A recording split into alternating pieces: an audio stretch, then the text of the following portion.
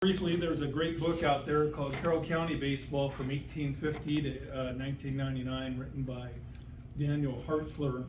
And there's a section in there called Mount Airy.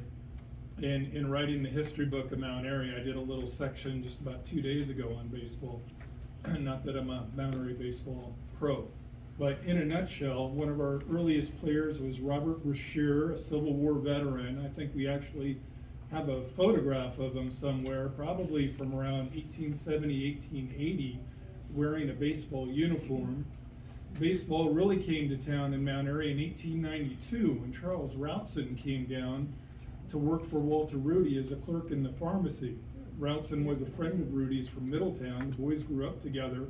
Rudy actually married Routson's sister.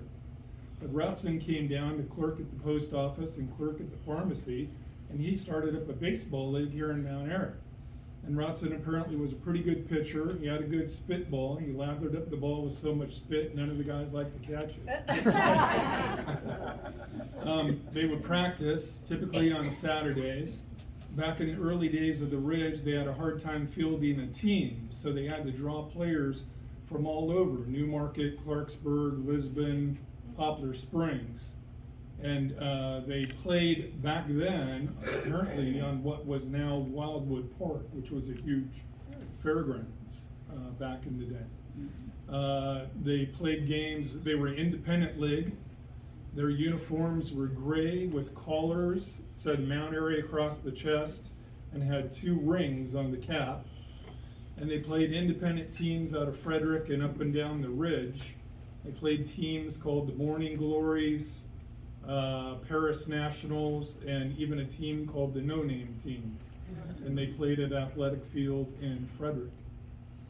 They did this for a number of years. Then Routson was the manager of the team, and he left in the 1920s, and that's when W. Norman Hood became manager.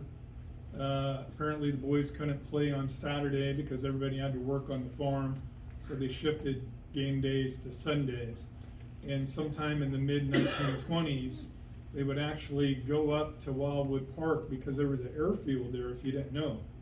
They actually had airplane rides during the annual Mount Airy Picnic and Fair right up here. And they played games, like on the 4th of July, they would play 3 games in a day, trying to attract a lot of people to come and watch the game. And airplane rides in the 1920s would be going along with it. But I just thought it was interesting, so I thought I'd just share it. Yes, thank you. Thank you.